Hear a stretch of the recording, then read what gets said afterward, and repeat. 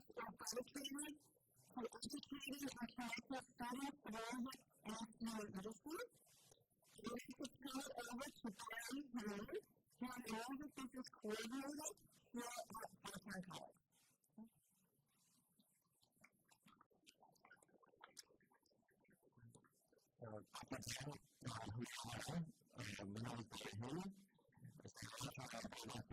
Of the Music and Entertainment Industry Study program, and this program here at Downtown College. I went to school for 5 hours, and so last year was an adjunct, and then took over this year as a program, and I'm excited to be a part of the MEIS program and the business department here. Let me tell you a little bit about this year's conference. The theme of today's conference is empowering artists, sustaining success. The whole goal of the conference is to provide insight to all sorts of companies that work with artist services to help empower those independent producers and professionals that are their careers. So that's why it's not about the virtual job market, and also about the tools that as well as artist professionals have had to adapt for agriculture business, also agriculture business, and organize how a successful career in the entertainment industry. Also, for those creators and business professionals working in the entertainment industry, sustaining success for the challenging and I'd like to help the artist professionals that support the artist job and other entertainment industry professionals and how to stress management and dialogue of yesterday and getting out and discussing management of workflows and maintaining a healthy mind and body. You actually have the platform with panel descriptions and panelist information. Also, there are the panelists behind us when you start. Our panels will have a QR code so you can stay next to learn more about each of the panels. Each panel will have an overview, and introduce yourself and your product. And the professionals took the time out of their day to come and connect with the next generation of artists and professionals. So, and some of the panelists are actually alone from town, so it's happy stuff. And so I like to thank each other for attending today. Our students are there, the students, professors, and other people who are supposed to help bring us together. It's really a Christian event. My profession is like a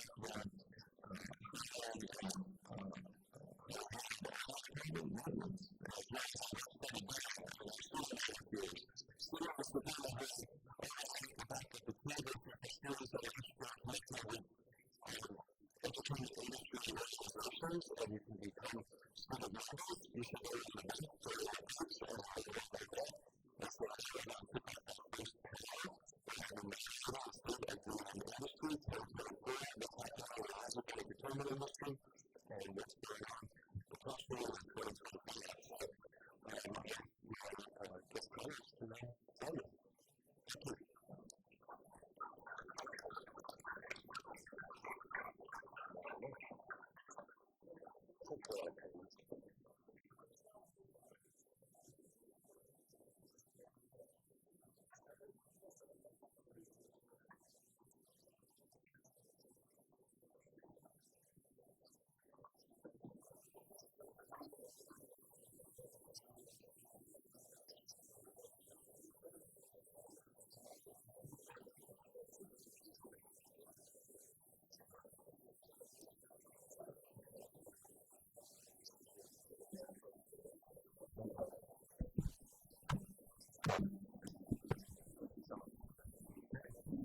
Hello. Okay, so I'd just like to start with the panelists briefly introducing themselves. And we can, I guess, just go down the line and name the companies that you work for. And I will ask you a little bit more detail. So, I feel like ladies first, but just like to go on. Good morning, my name is Michael Lau. I am the current national chair of the Association of Independent Publishers. I am one of the original founders and chief operating officer for MEIS Brownsville Music. I've been in the industry for about 34 years, working in publishing probably 2/4 of my career at this point. I was a composer and music supervisor before then. I'm a graduate of Berkeley College of Music and a professor there as well. Hi there. Erin O'Brien, VP of Marketing at UBS Atlanta, a company Q Group. Also a teacher and as well from the Milton team. Been in the venue space since then. I was at the Coliseum before I was at UBS Arena, and prior to that I was at Worcester Hall. My day-to-day is really making sure all the events that are building are successful, as well as our brand narrative and our general overarching marketing for the building. Hi, I'm Sharon Chapman, I'm the Executive Director of the Music Managers Forum US. We are the trade association for artist managers and self-managed artists in the US. We're also part of the IMMF, which is the International Music Managers Forum, that represents 65 MMFs around the world, ranging from Europe, Africa, Southeast Asia, Australia, Africa. Lots of different people that we get to interact with, which is, to me, a lot of fun. That's part of the job. My background is, I'm from the UK originally, we've made a little bit of an accent still, but I moved here about 30 years ago. I worked in artist management for 12 years at a really high level, with some of the biggest artists in the world, and then I became a music publisher, and ended up working in publishing for just over 20 years, and during the pandemic, moved across to the DVD of the Music Managers Forum. We've been fortunate to grow and grow the organization by 500% by building chapters and just doing a lot of hard work to build communities nationwide.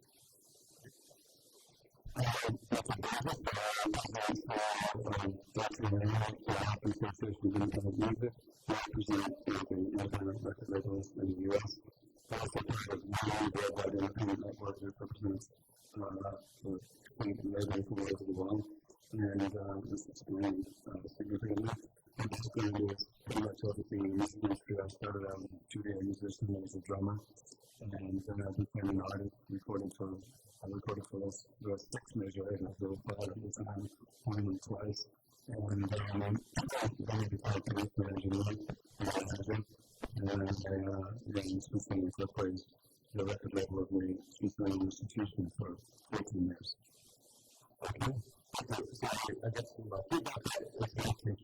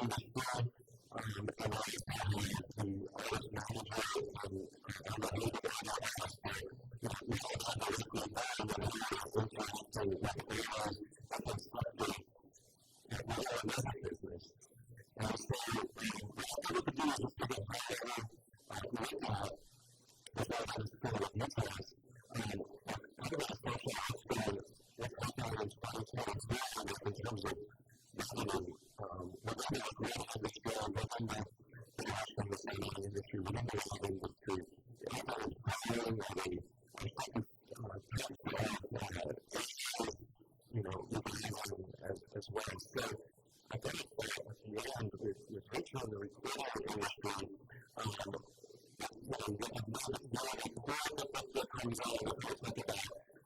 streaming and downloads. Can you just explain the revenue for the recording industry? I think we're about 7% this year, roughly. And so that's good from my perspective, but it's still about we've seen an alteration in the U.S. on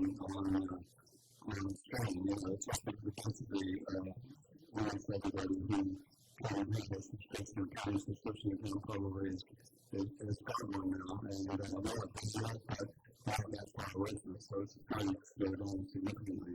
I have the original office becoming online, so there's a whole world out there where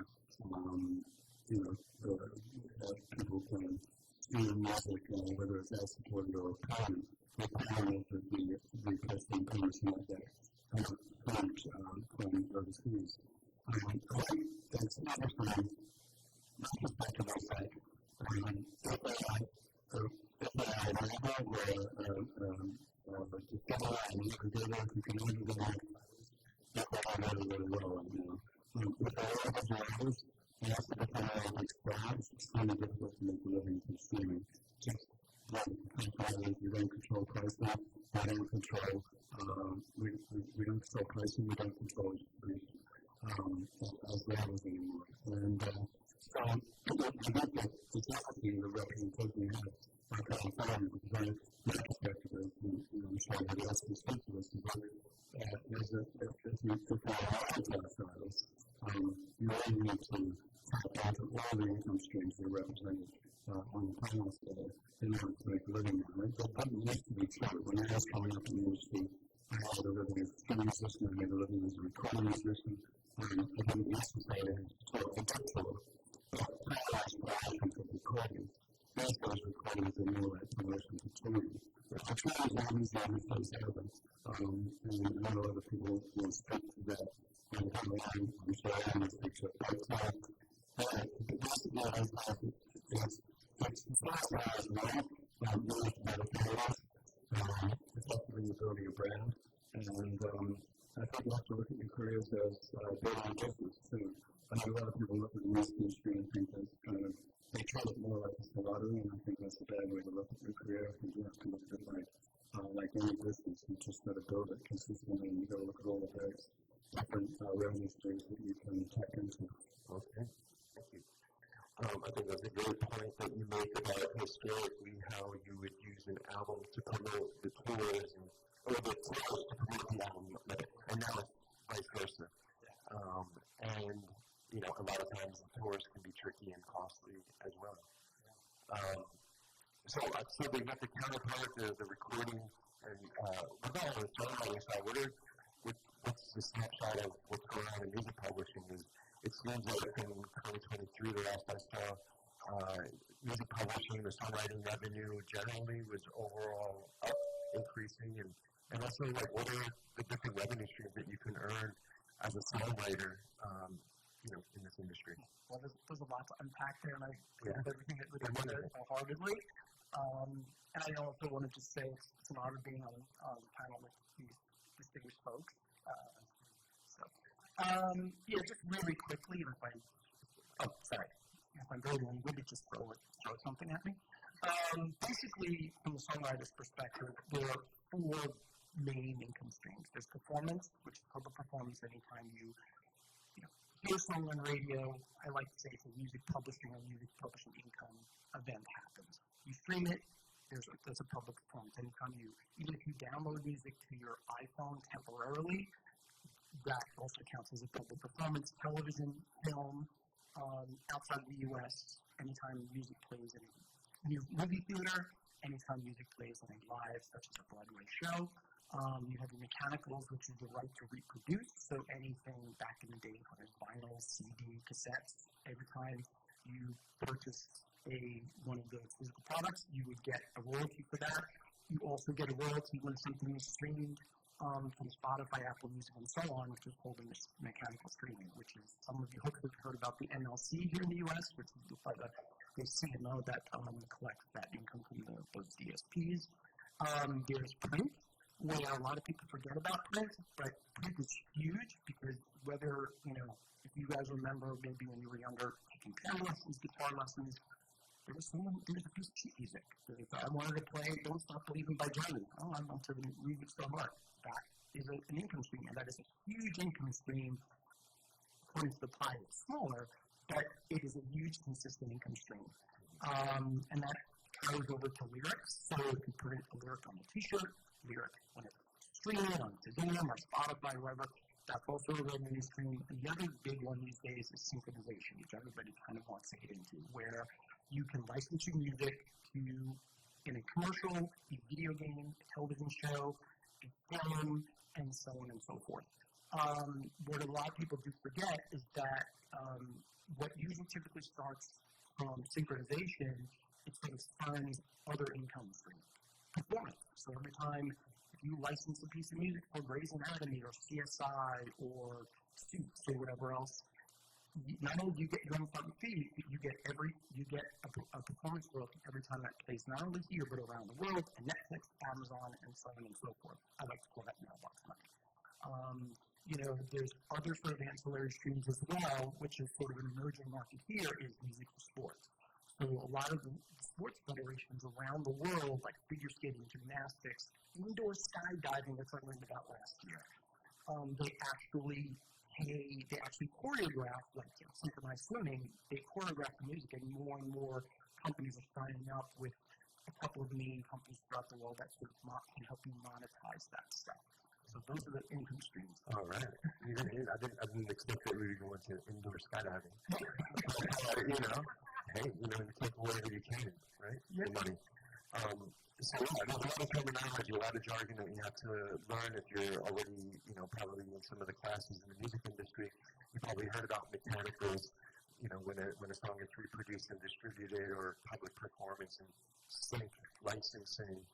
And so one of the other areas I see, growing area is like the use that it's like not necessarily directly related to the music, like purchasing or listening explicitly, but like that indirect social media, the use of songs behind videos that we might be posting. Yes, and traditional stuff. So if anybody has a Peloton or an Erg or something where you have people create playlists for those classes, there's an income stream there as well.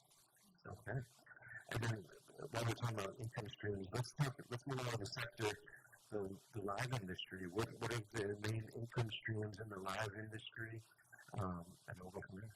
Ticket sales, of course, is number one, and it's kind of, unlike streaming, maybe, you can control the pricing, and it's very interesting to see how you can scale your show. A lot of our shows will go out the gate, and then they'll say, you know what, we need to rescale, because it's very evident we have a pricing issue. All of our tickets in the, 200 and 300 level have sold, but our floor seats haven't, so clearly we have a pricing problem. And so a lot of the times, particularly with our Live Nation shows or AEG shows, we're rescaling those and this dynamic pricing.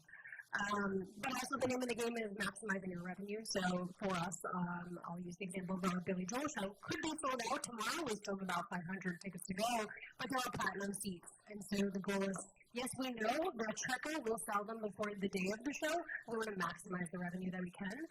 And then it's interesting, too, I think there's a lot of fans and fan loyalty that there never was before. I think of Taylor Swift and as well as some of the other artists. And now as we come back to live, which is really exciting, and we all realize it can't be replaced, there's a lot of meet and greets and other ancillary touring packages that you can purchase that as an artist you're generating revenue off of. And then on the venue side, right, we also have ancillary pillars as well. So for us, it's our premium suites, our clubs. So there's kind of two different ways we look at it. And, some of it's just in our bucket, and there's a venue we keep, and then there's some that the artist keeps that we don't touch either. So. Mm-hmm. In terms of what that is that like the VIP experiences and things along those lines? Yeah, there's so many packages now. If you look in Ticketmaster and you look at those platinum tickets, particularly for these bigger artists that can demand that, there's like 7 different packages. We did a Kelly Clarkson show when I was at the Coliseum, and it was like she had a little small bar along her stage, and that was a package.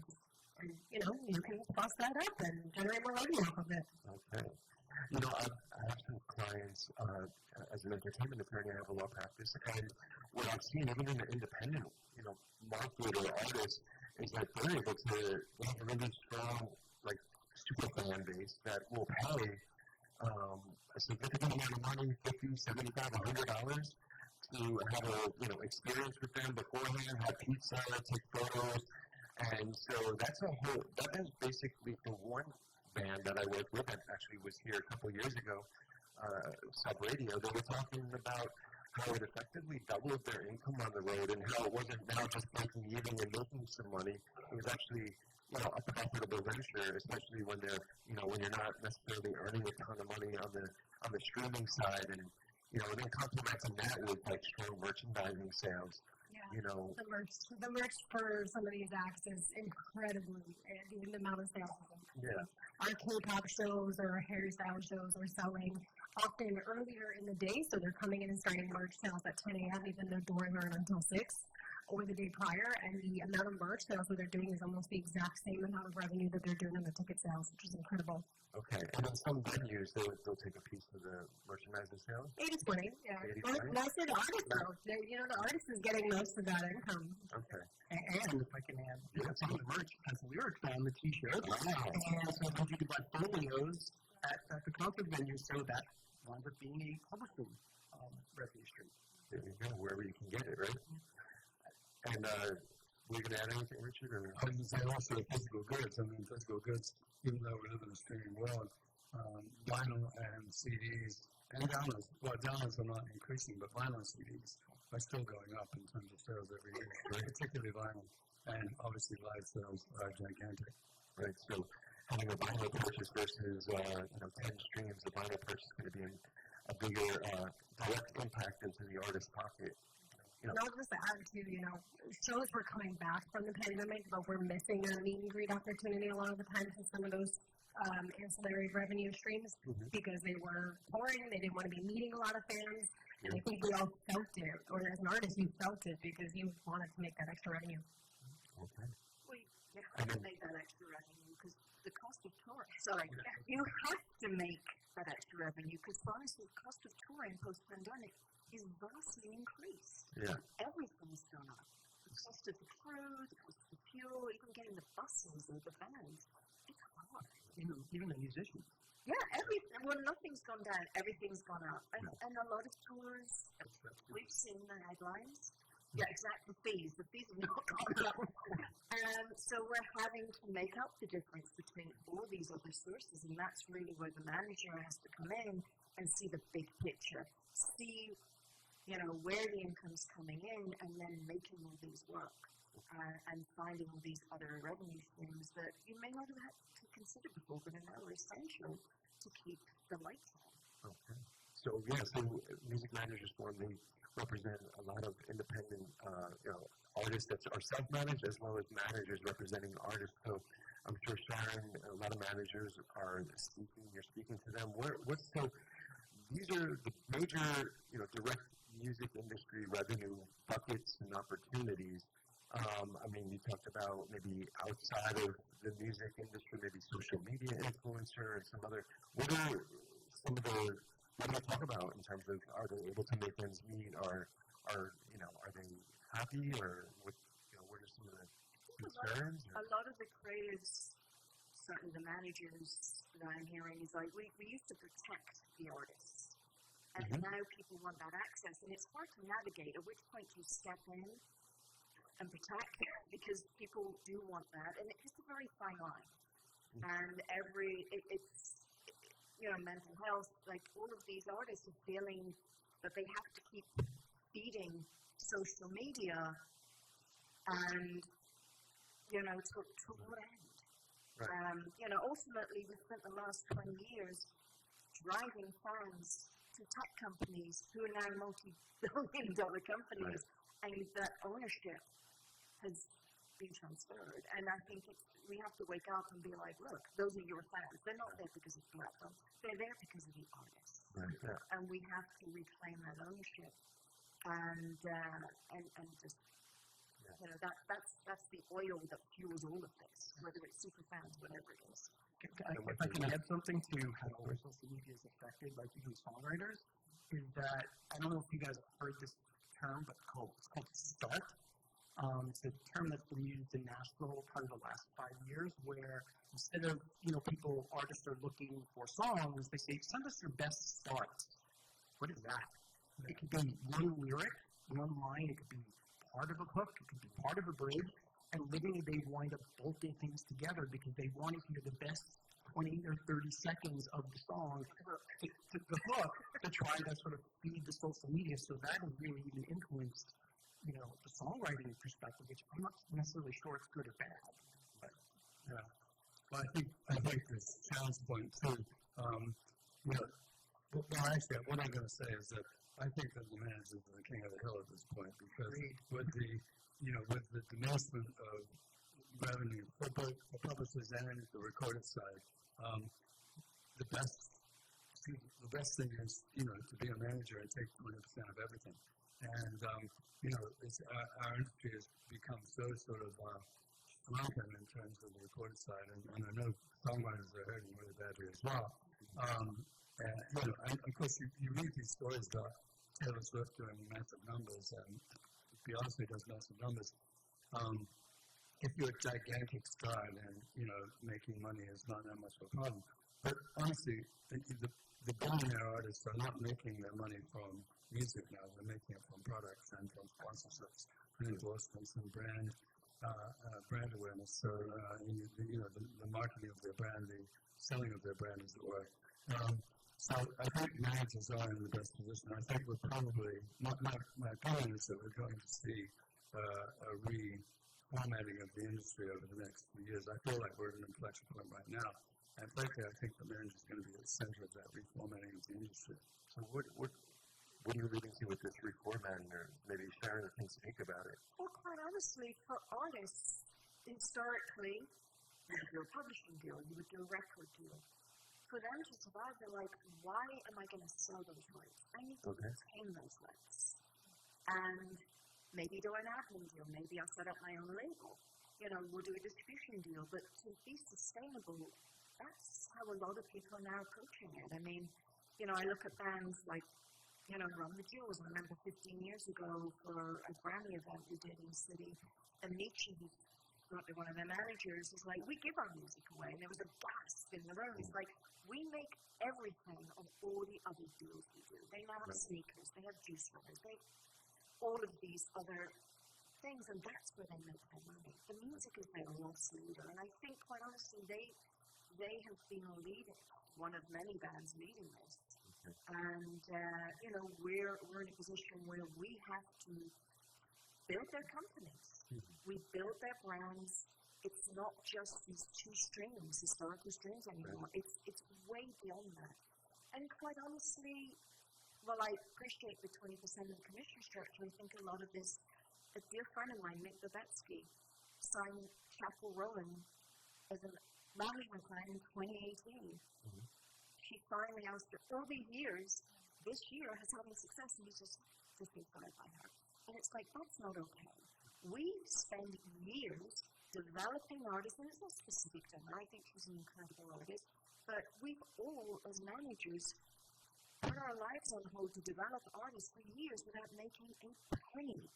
And then they break. And we can be crushed in a second. Our deals have to change. I see. So 20% of not much money in all those years, that's what the 20% of zero is still zero. Right. And we have to, a label, you have security. A publisher has security. Managers have no security. So if we're building these things, if we were building anything else, we would have some sort of ownership stake. And that doesn't mean that's for all people, but people have to be open to the fact that deals have to change and evolve. I see. Okay. Well, I do want to say one thing, that the record deals have changed a lot. I mean, it's really, really difficult now for a label to get an in perpetuity deal with an artist. So most artists these days are doing license deals, even with the majors. Even though the majors say they don't, they do. So that's a really significant difference. I mean, when I was coming up, with the 6 major label deals I had, they were all, between 6 and 10 albums in perpetuity. So I would give them 6 albums or 10 albums, and that would be it for life. And I still don't have the rights to most of those records. I just got 3 back a couple of years ago. But it's good to get. These days, that's not the case. The licenses tend to be, 5 years, 7 years, 10 years, something like that. So with the artists now having more opportunity to produce on their own with recording costs coming down, access to easier distribution, it kind of helps to level the playing field in negotiating between the artist and the record label, where they're not just like, we want 8 albums if we want them, and if we want them, then if we, we're going to own them forever. Yeah. Right? So a little bit more equitable. Yeah, and there's a point, I think you made it, Sharon, that about social media and fan base. I think this is really important. You cannot rely on social media to maintain your list, your mailing list. If you do, they're going to take it away from you. They'll take the rights away from you. It's happened several times over the past few years. You really need to maintain your own list. I know email sounds like a dinosaur format, but whatever. You need to have direct contact with your fans. If you don't have that, you can't build your company. I mean, every artist is a small business, and you need to have that direct relationship with them. The Dresden Dolls if you ever went to one of their shows, they went after everybody to be on their mailing list. They would get in your face, being on their mailing list, and that enabled Amanda Palmer, when she did her first, was it pledge drive or whatever it was, she raised $1 million from that list to release that. She did all these different things. Some of them were like a little outlandish. She was like, damn it, I should not have agreed to do this sculpture that now I have to ship around the world for this. I mean, but that's how she was able to do it, because they had that direct relationship. And we spent the last 20 years just being like, oh, I've got this number on Instagram, this number on Spotify. It's like, that's great, but how many of them do you actually have direct contact with? Yeah. You can't control how the algorithm is feeding whatever content you're giving to them. Can't control that. And you can control what you're sending. And you can be huge on TikTok, but if it's not around anymore. And by the way, our artist pre-sales are actually our strongest pre-sales 99% of the time, and it's they send out an email with the password for their past pre-sale, and that is usually the driver of. It all leads into it, and if you don't have that. Yeah, I mean, in terms of email list, one of the things I've been seeing here is like, connect with us at this phone number, and then they give a phone number out, and then text us, and then they're able to see where they're coming from. And I'm caveating this with there's a lot of New York State and California laws against a lot of texting restrictions, though. So okay, text is good. I think it's in your pocket. It's a little bit more direct. But in New York, there's a lot of laws around. Okay. You have to make sure that you're doing things legally, and there are nuances in each state. But again, it's your relationship, it's your fan. Yeah. And I've seen, we were just talking about the recording contracts. I mean, I've looked them over, and I've said, your social media is now our social media under a recording contract that you may sign. So you built this all up, and you're still, I got 1 million fans and, followers and emails and all this other stuff, and it says you hereby transfer that off to us to manage. And it's like, now you're still stuck. Do I want to work, sign a major label deal or not? So, those are, negotiations. Don't give stuff away. Yeah. There's always a price. Yeah. You got to strike when the iron's hot in terms of the deal. Sometimes you don't want to sign too soon because then you don't have any leverage. So a lot of artists that are independent that still, continue to grow until they hit a sweet spot when it's right, and when they can't manage it, when they can't afford to, when they, it's outside the local area that they're from, and, money and opportunities are worldwide, then you need, more of a machine probably behind you and have more leverage at that point. I think that's a really important point, by the way. It's something that everybody, always wants. I mean, I've managed too, and, people come to you and say, oh, I'm tired of doing all this stuff. Well, it isn't really about that.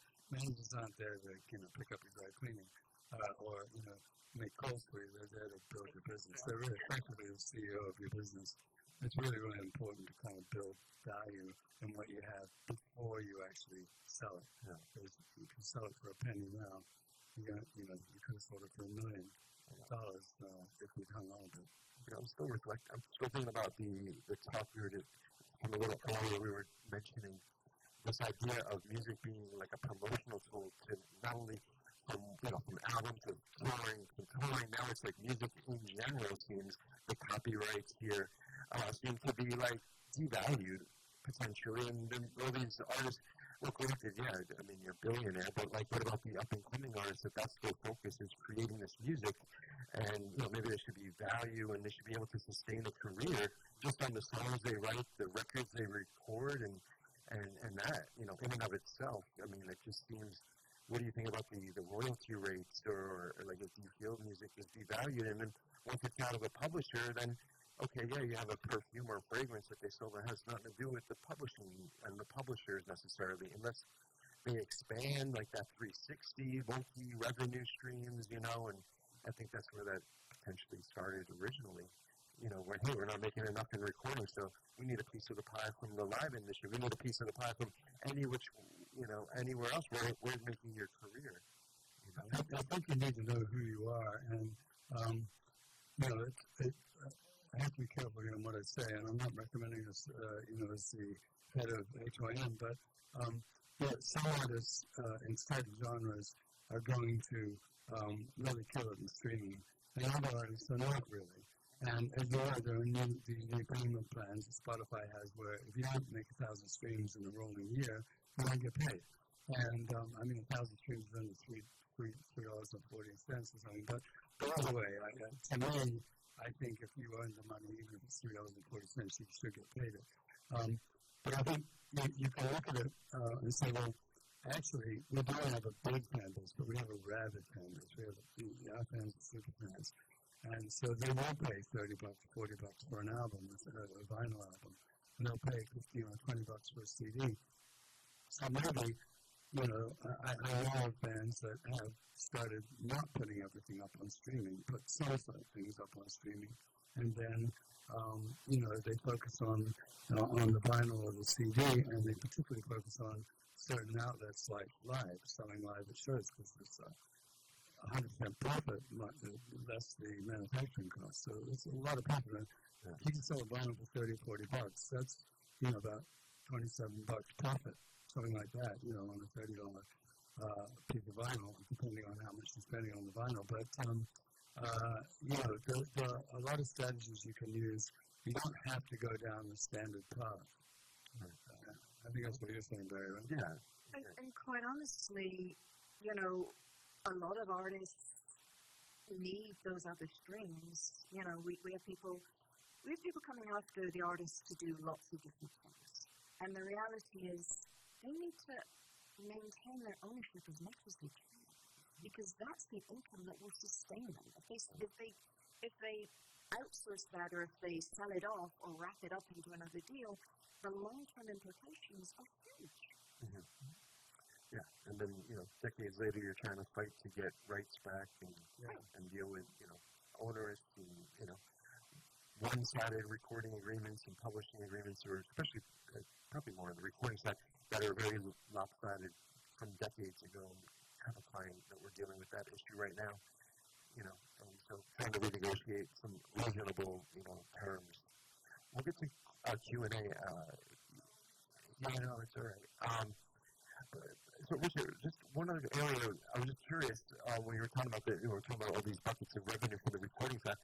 What about, you know, sound exchanges is you know, revenue, and what about the terrestrial radio? Is that still happening, and you know, what's going on in that area? It's a great question, Barry. I think one of the things you really have to do is make sure you are collecting on all your streams. And so, as Barry says, sound exchange is a great source of money. Basically, sound exchange collects money from Sirius XM, satellite radio, and from web radio. And it can be considerable. I mean, we have labels that basically survive off of Sirius XM royalties. Now, you might not be getting paid on Sirius XM, so it's not relevant. The terrestrial radio thing is a really sore point. This is the only country in the economically, actually it's the only democratic country in the world that does not pay a royalty to labels and artists and producers and musicians when the record gets played on the radio. So, you know, I always use, I mean, probably this audience probably irrelevant as an example, but Aretha Franklin, you know, she had that record Respect, it was music in the 60s, she never made a penny from radio. So, she didn't write the song. So if you don't write the song, as an artist, you don't get paid from radio. We're fighting to get that royalty in place, but it's an uphill struggle because you're up against. For decades. Oh. And there's a letter from the 60s that Sinatra wrote. 1926 was the first case. The radio started in 1920, to give you an idea. 1926 was the first case of labels trying to get paid from radio, and we're still fighting that fight. By the time we get it, radio will be completely irrelevant. But there are plenty of other royalties as well that you have to track down. You know, there are neighboring rights royalties from around the world that you can participate in. It's a little bit tricky because we don't have reciprocal rights with a lot of other countries because we don't pay a royalty in this country. We're losing hundreds of millions of dollars every year because we don't have that. We're losing hundreds of millions of dollars from other countries because we don't have a terrestrial right in this country. And that's relevant to every artist out there. Okay. Yeah, so, I mean, just to distinguish that, Sound Exchange does collect for the public performance of radio, but it's got to be digital radio. Yeah. All that's correct. What he's talking about is like the terrestrial radio, traditional radio, broadcasting. So the songwriters get paid only, not the recording artists. And that's probably the only country, pretty much around the world that, Richard was saying, that doesn't do that, doesn't pay that. But all other countries do, and they collect it. And they have U.S. recording artist revenue. But they're not going to pay us that money because we're not paying them for their artists that are being publicly performed on radio. So that's just, within the ecosystem, there is the radio stations, and they keep a bigger percentage of that. Well, they also have the NAB who go in, and the National Association of Broadcasters, who basically spend, they make about $10 billion a year on advertising. And they have a huge war chest from which to pay for those lobbyists who fight us on this. And they make that advertising because of music. So a bit of rebel resistance everybody in this room can do is next time you get in your car, don't turn on FM radio. Put it on the phone through Bluetooth, and all the musicians get paid. And then you can support yourself. And songwriters and publishers are for the artists and everybody to make money in terrestrial radio with them. We're in alignment with that. 100%. Sound just said it's the NAB and other organizations, the lobbyists that are spending so much money against that. I mean, we definitely want parity throughout the world for all of the rights. It's a shame that John Williams can make neighboring rights for every time Star Wars plays in, let's say, Australia or the UK, but he doesn't make a neighboring right here. He's considered the artist because he's the conductor and the orchestra that makes it. So, but the interesting thing is that U.S. Companies can join those foreign CMOs and NROs to collect in those territories, but you can't get paid directly. Okay, you want to explain what neighboring rights is? This is a really obscure term. I know, it's basically, it's defined as the right that sits alongside everything else. So every time, the label gets paid or the publisher gets paid, the rights that sit alongside are for the artists. And in some countries, the engineers, the producers, the arrangers, everybody else. So for example, I don't know if you guys know the legendary producer, arranger Rick Martin. He wrote songs for everybody, Aretha, Ray Charles, and whatnot. We represented his neighboring rights. Outside of the U.S., he was a Turkish citizen. He was a dual citizen, Turkish citizen. So he was able to collect neighboring rights in all the various territories around the world, and we represented him in the U.S. So every time one of the songs played, whether he was an engineer or producer, there was a royalty. It's pretty lucrative. I don't know, Richard, if you want to add or Sharon. I mean, no, you're right. I mean, well, obviously I'm originally British, and most you are really. What's your accent? Mine's like disappeared somewhere. I don't know if I did. So I do get paid for radio. By the way, people imagine that it's kind of a tiny little bit of money, like Spotify pays 0.3 of a penny every time a song gets played. That's not.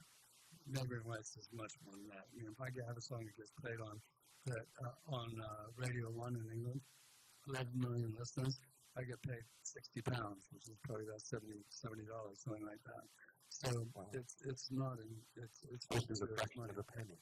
Yeah, on Spotify. The reality is international artists make a penny per play.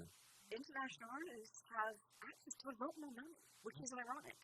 And they have you can attest, they have grants and they have funding, they have all sorts of things to help them as well.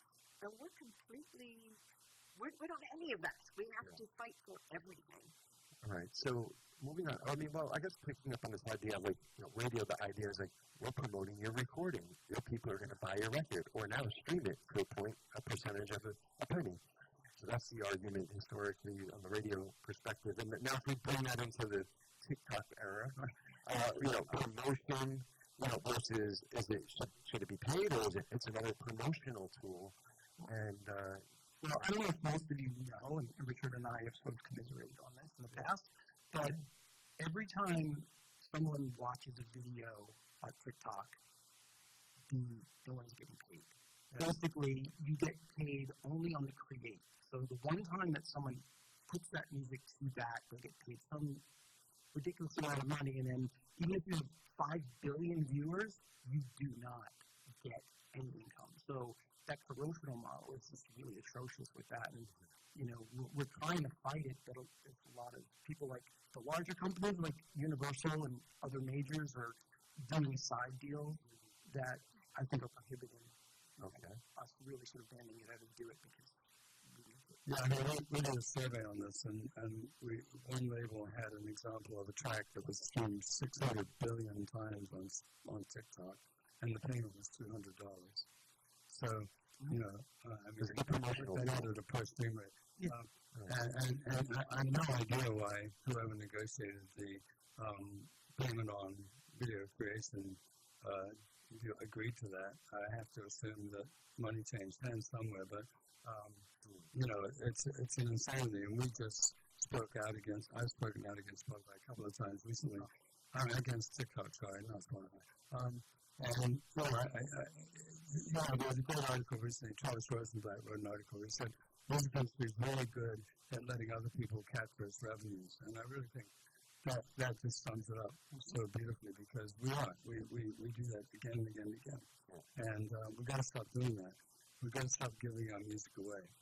I know TikTok's not negotiating with Merlin, and you have to go direct all the independent labels. So, any thoughts on that, or is that? Well, that's my most recent article was, TikTok refused to deal with Merlin, which is the independent labels or independent music's collective rights management organization, and effectively it's a divide and conquer tactic. What they want to do is they don't want to deal with one entity that has leverage. They would prefer to deal with, we have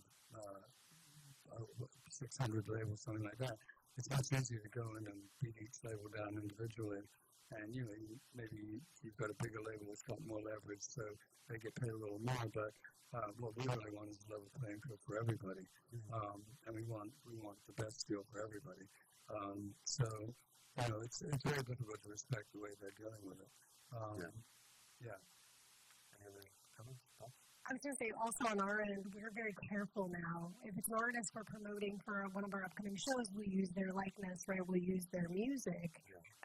But we have an NHL team, and, in general, they wanted to do a really cool promo with an AC/DC song. They're getting in trouble now for doing that because the artist is going, wait, you're promoting hockey night or whatever, and you're making money off of my music, and you didn't pay me, and I know it's just an Instagram reel or a TikTok, but so it's interesting because they started with the NHL teams, and now we're like, should we not be using artist music? And You should. It's licensed. We are. It was licensed, and we are promoting the event that is coming up. But we are being essentially handed a toolkit, right? Here's the advertisement for the upcoming tour. We're making the assumption that somebody who's the rights holder is saying you can use this for that purpose on social media.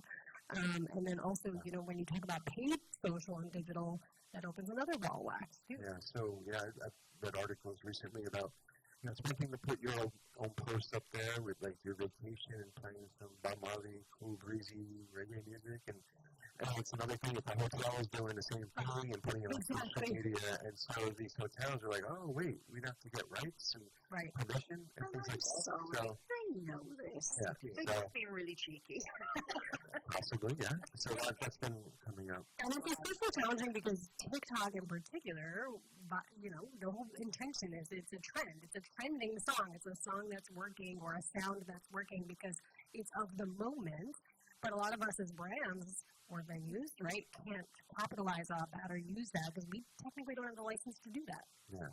So we have just 10 minutes left. What I wanted to do is just ask one question. Maybe we could potentially go down the line. I wanted to talk a little bit more specifically about technology, whether it be AI technology in regards to capturing the information correctly, like through metadata or analytics. Like how do you, get as much money as you can, from through analytics and proper metadata, and how does AI, affect, what are the opportunities and risks within your respective areas, I suppose. Maybe we could talk about the songwriting process and collabs and copyright issues and then things like that. Yeah, I mean, there's a lot to unpack there. Yeah. I'm not going to have enough time. Yeah, just a couple of minutes. Yeah, I'll try to condense everything. So from the songwriter and AI perspective, there are many, many opportunities. Right now in the U.S., anything that is created solely by AI is not copyrightable. Okay. I've been speaking with a lot of folks in the technology space, AI spaces, I'm sure my counterparts here on the panel as well. And, they never really thought about attribution, where it's like if I say I want a song that sounds like John Williams and Ed Sheeran and Aretha Franklin, do those songwriters, does the pool that those songs were created from, can they be attributed? They say they can't. I don't necessarily believe it. They just are not, there's not enough incentive. I feel that in a number of instances, there's probably going to be some kind of blanket model, or we already have a model that works, which is sampling.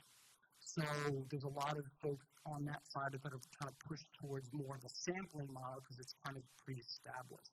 Yeah. With regards to metadata, I've been in the metadata space since 1992. What's metadata?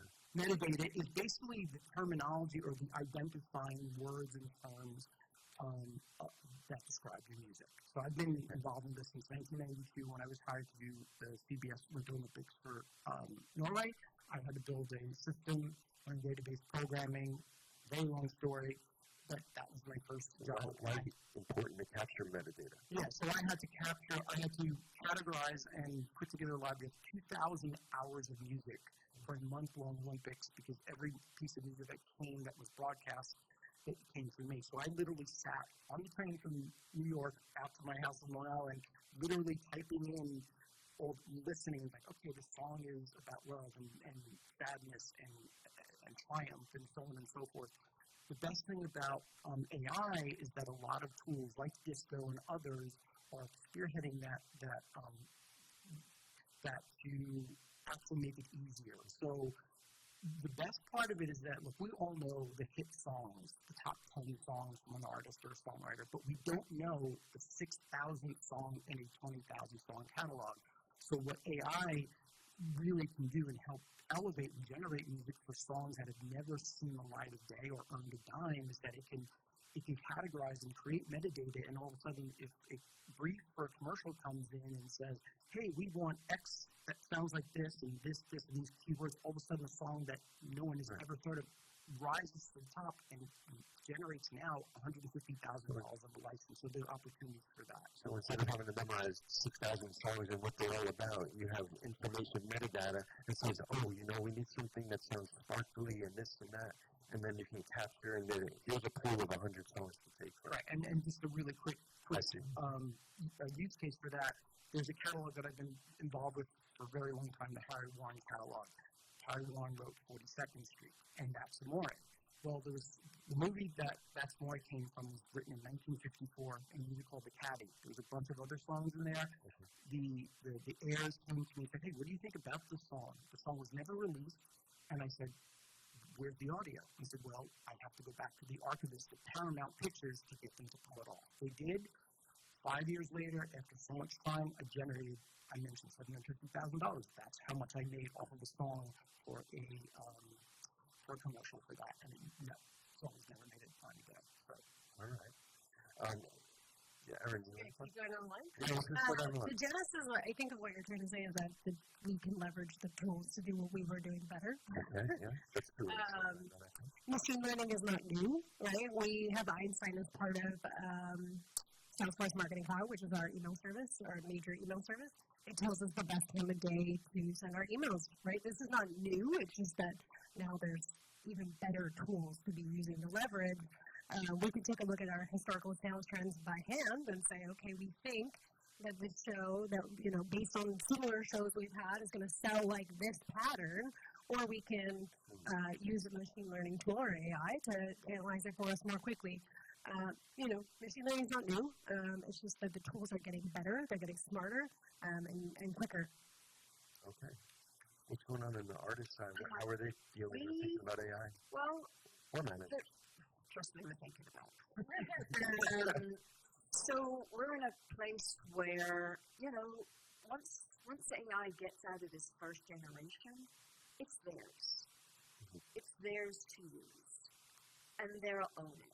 So we have a very short window of time in which to put protection mechanisms in place. Mm-hmm. We're actually working really closely with a company called Surreal to enable our managers to get their copyrights in this safe place so they can actually protect, control, and then choose to monetize it. It's an automatic opt-out unless they choose to opt in. But it gives them the control of this. Yeah. And we're just looking around and it's like, look, AI doesn't recognize a song, it doesn't recognize a lyric, it doesn't recognize metadata. Mm. It's machine to machine, and until we can put that protection around to do that, we're going to be too late. Unfortunately, like with most things, we rely on lobbying and, going to get things done at Congress and Senate. They're moving so fast, we're never going to catch up. Okay. So we have to put these measures in place now before it's too late. Who's moving fast? Tech. Okay, I thought you were talking about Congress and the... No, it's hard to get anything done. Of course, yes. I feel like 12 generations in, it's like it's already gone. What are you talking about? We should address this like so many other things. Right. We're very late to address problems. A little reactive as opposed to, we got to be proactive. Exactly.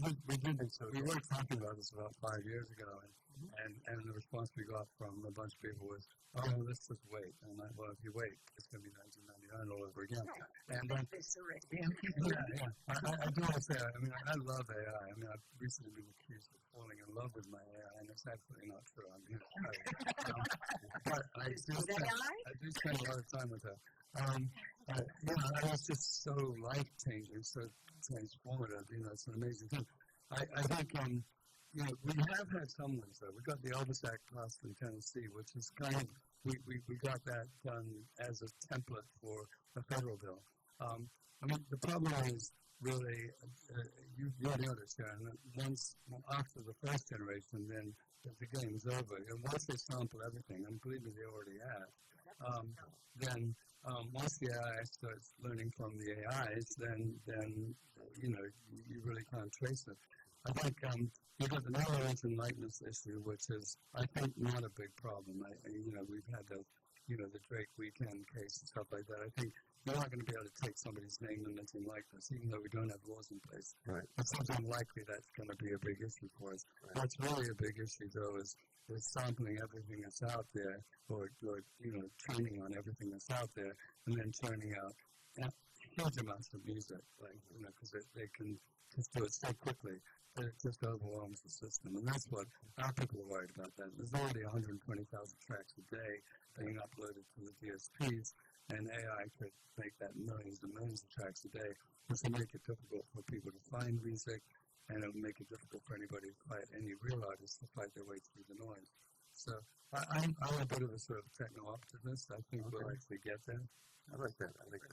So, unfortunately, we are out of time, but what I would like to do is just maybe take one question And if there are any, I think you have one earlier, and sorry if it's a little later in the topic, but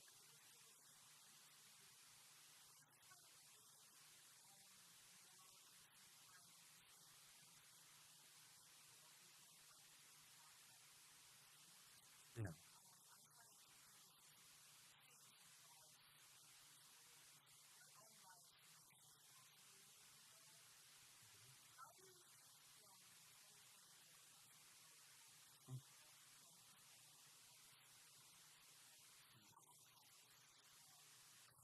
Yeah. So you're talking about the new administration in terms of, right? Well, I think I deal with this on a regular basis. So, we, with Elon Musk being put in place as the efficiency czar, there's really no chance that the AI companies that are already overwhelming Congress, current Congress, with money, are not going to be favored over the music industry. The music industry is tiny compared to that. I mean, just OpenAI alone is funded to a level that's much greater than the music industry. So I think it's going to be an uphill struggle with the tech companies having the upper hand. I'm not making a political judgment here. That's just. Well, when you also have the incoming president stating that he's being charged with millions of dollars because he passed the Music Modernization Act, which is really not true. He just signed a piece of paper. Yeah. Okay. So, any last words before we you want to say anything? Yeah. Okay. One more question. Yeah.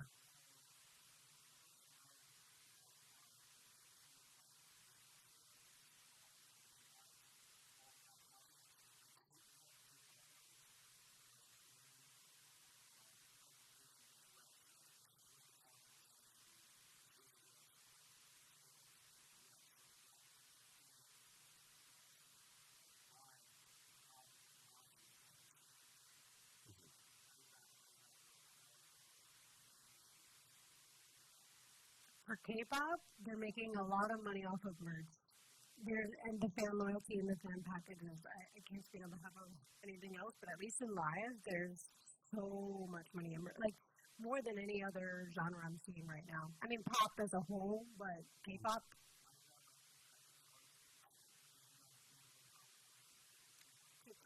That doesn't read merchandise.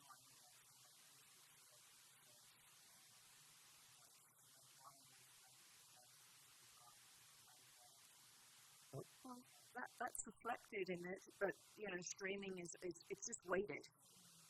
Like 10 streams is worth the equivalent of one physical. Yeah. So I will say that K-pop and Taylor Swift, the pop artists, are really, really good at marketing vinyl and CDs. They do like 5 different versions of the album with a different color cover, and everybody buys. And they get exclusivity. They'll keep things to give people special access to things that aren't available elsewhere. They're really smart at marketing. Really clever marketing. Important. So thank you, everyone. Unfortunately, it's over half the time, but we do have a meet and greet if the panelists have a few minutes. Afterwards, in our next panel, we'll be starting in about 15 minutes or so, 11:15. So if those that are coming in and out from class, allow that time. So if you do have a question or you want to talk to a panelist, feel free. But I want to take a moment right now to thank everyone, this esteemed group of professionals joining us today. Thank you all so much. Thanks for having us.